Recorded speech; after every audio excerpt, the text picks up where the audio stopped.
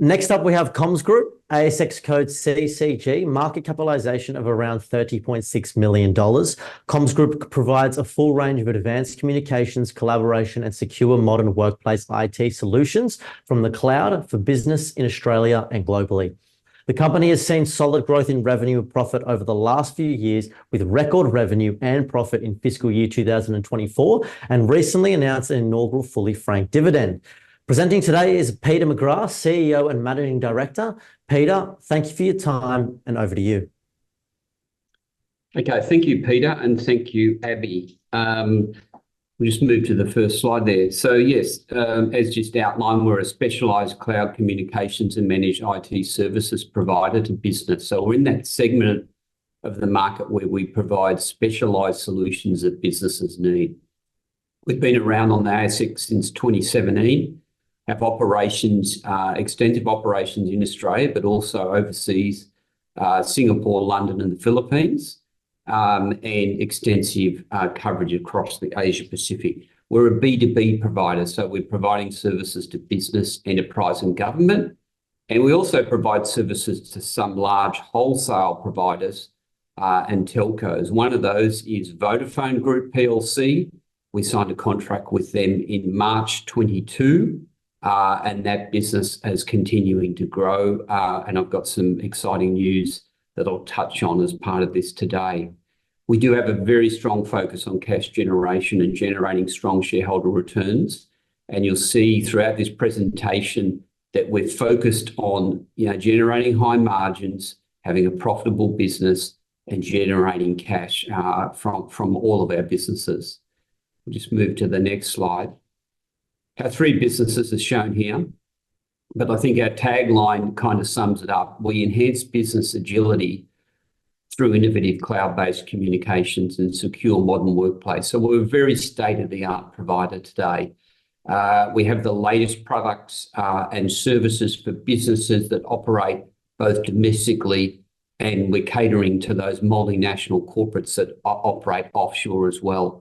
Our cloud communications and collaboration business really focuses on domestic Australian businesses, and we're one of the few providers in the market that provides the types of calling solutions that businesses need, as well as the normal telco services to be competitive in the marketplace. Our secure modern workplace solutions is where a mid-market corporate really doesn't want to bother with its IT, but it wants to make sure that that is secure. And so we have a national operation there where basically you can outsource your IT environment to us, and we make sure that that's very secure, as I said. And then finally, we've taken a lot of the capabilities that we have in Australia. We went global something like 5+ years ago, and as a result, we can offer to MNCs a global experience where we can offer their unified communications. And we also provide services to wholesale telcos. We'll move forward. Key highlights. We just reported these to the market. And this year, or the year just gone, was a record year for us, both at the revenue and the EBITDA line. Total revenue, 55 million. We exceeded guidance and underlying EBITDA of 6.6 million. That strong focus on cash generation. It's seen a great result from the cash flows perspective. I'll cover that in a bit more detail shortly. We're very strongly focused on getting repeat sales and having strong levels of sales contracts. So within the year, 7.5 million of new annual recurring revenue was added. We also focus on key strategic accounts. These are accounts that have large spends with us, and they're with typically large counterparties. We typically are aiming for $100,000 plus per month with those customers. One of those is Vodafone. We've made a few acquisitions over the years, and you'll see our growth in revenue shortly. But with those acquisitions, we kind of had a strategic purpose for them. And in almost all cases, we've been able to extract synergies and see further growth from them. And really happy to announce this year that we've announced an inaugural dividend of 0.25 per share, fully franked. I'll cover that in a moment. Move forward. So just want to touch on recent highlights with our global business. So this is a business that is headquartered out of Singapore, but we have operations throughout the region, and we have staff in the UK as well. We provide two sets of products. So the latest generation unified communications as a service solution. So if you're a business that operates domestically or overseas, you're typically putting in a unified communication solution now. Example products include Microsoft Teams calling and Cisco WebEx calling. So you can bring your interactions with your customers, with your suppliers, with your staff, all together on one solution. We're a key provider. We cover 65 countries there, 65 plus countries. And then separately, our wholesale voice solutions for large over-the-top providers. An example here is in the Philippines, we recently received a carrier, a voice license. We're the only foreign owned carrier that has such a license. And we provide services to a range of providers there or other telcos. One of those is a contact center provider where we provide domestic calling, very high volumes of calls, where they're providing services to corporate customers such as banks. We want to continue to expand into the Asia Pacific with our global business. And over the last 12 months, we've been granted licenses in around about 9 or 10 countries, and couple those with some other countries. We can now sell services in 13 Asia Pacific countries. We think we would probably be the only provider in the market that can do that.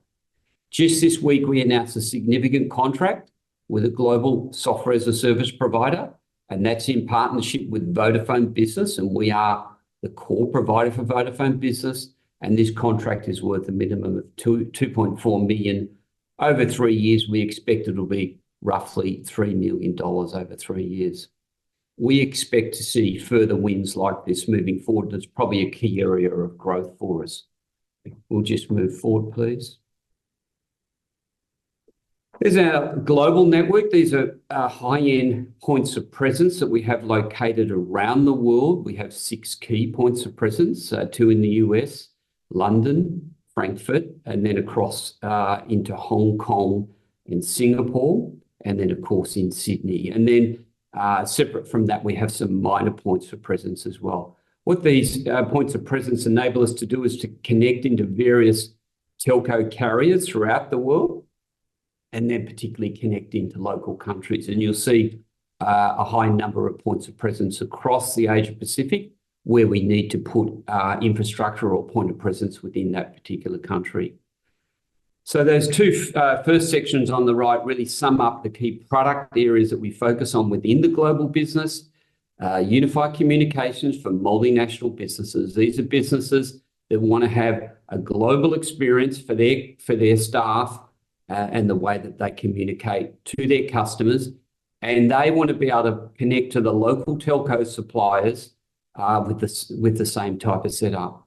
The second category is these wholesale customers, large carriers that we provide in-country services to. And we want to focus on that Asia Pacific. We want to be a leading provider. We list there the countries in the Asia Pacific where we have a license today. So that's Australia, New Zealand, Singapore, Hong Kong, Indonesia, Japan, Malaysia, Philippines. Taiwan is close to coming through. And then separately in China, South Korea, Thailand, and Vietnam, we work with local partners there to basically provide the same type of service. And we're currently expanding into South America. We think we'll have about between 6 and 10 countries covered in South America shortly. And to put this in context, we're one of probably the only company in Australia that does this, but in the Asia Pacific region, we'd be one of a handful of companies that has this capability. We'll move forward, please, Happy. Just very quickly, I'm not going to dwell on this. You can see these numbers in our deck, but we're really happy with the performance of the business in FY24. I think it's been a year where we've been able to bring a lot of the acquisitions and the focus in the business together.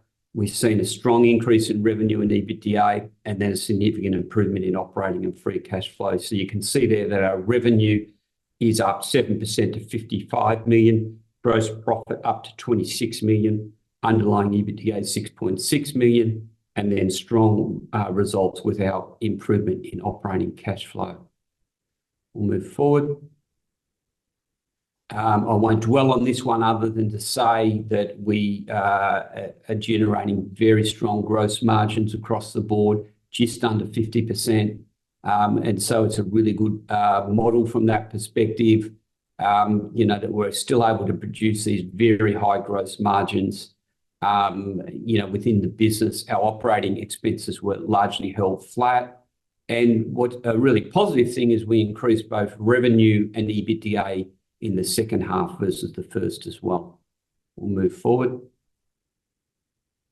You can see there our growth in revenue over the last few years. We're very, very pleased with that, and also the half-on-half increases, and then our operating revenue by business unit. We'll move forward.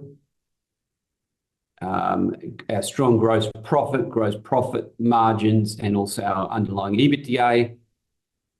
And we'll move forward. And then I really want to just highlight this. Our operating cash flow increased 153% to 3.8 million, and a very strong result with our free cash flow of 3.5 million. You see we're a CapEx-like business as well. We'll move forward to the next slide. Balance sheet remains strong, 3.6 million as at year end. Borrowings are 7.6, but net debt of 4 million. Next page. And then there's some key dates on our inaugural dividend. Sorry about that. And you can see we go ex-dividend 27 September, with the dividend due to be paid in October. We're just about to run out of time, so I'll just wrap up with the last few slides. Look at our strategy and outlook. You'll see there's a strong focus on the domestic business. We still see good growth opportunities domestically. We have this secure modern workplace solutions business. We're seeing some great cross-sell, and we'll be working closer with partners. And we're looking also to move into the Asia Pacific to do more. Key focus within the business is operating and free cash flow generation. We want to continue to grow that as well, and we'll look at strategic growth opportunities where appropriate. And we'll move to the last slide, which is our group outlook. So we're targeting revenue growth of 5 to 10%, underlying EBITDA of 7 million plus. That's free cash flow conversion. We want to continue to improve that, and looking at strategic growth opportunities. Thank you, Peter. Peter, thank you. Thanks for the presentation. We have a few questions come through. First of all, recently you guys secured a contract worth about $2.4 million. Can you just explain the significance of this? Okay, so I think what's significant on a number of fronts. Firstly, we won that contract in conjunction with Vodafone Group PLC. They're a key partner of ours. We're delivering services to around 10 to 15 countries. So it's really proving our model, Peter, that we have the capability to do this type of thing. It is a global branded customer, the end customer. We're not at liberty to say who it is, but we expect to see more of these over time. Importantly, with Vodafone, it's probably going to take Vodafone as kind of a strategic partner to probably circa almost up to 200,000 a month now. So we would expect to see that account grow quite significantly over time off the back of these types of contracts. That's brilliant news, honestly. And obviously you had some great fiscal year 24 results, revenue of 55 million, EBITDA of 6.6 million. What interests me was the 90% of revenue was also recurring. I just want to know what factors contributed to this. Well, yeah, look, it was a great year, I think, from our perspective. We saw growth in, particularly our modern workplace solutions business. We're seeing lots of demand for that. This is businesses, mid-market, saying, how do I have a secure environment? How do I make sure that I can handle these IT issues that we've had in the past? And I want a really good service provider. That's one of the factors. And then I think what we're seeing is with our unified communications, both domestically and into Asia and globally, that's a big, strong trend of growth that we're seeing. So I think they're the two key factors that help drive the growth in the business. Peter, thank you so much. Thank you for your presentation. Have a great weekend. Thank you, Peter. Thank you, everyone.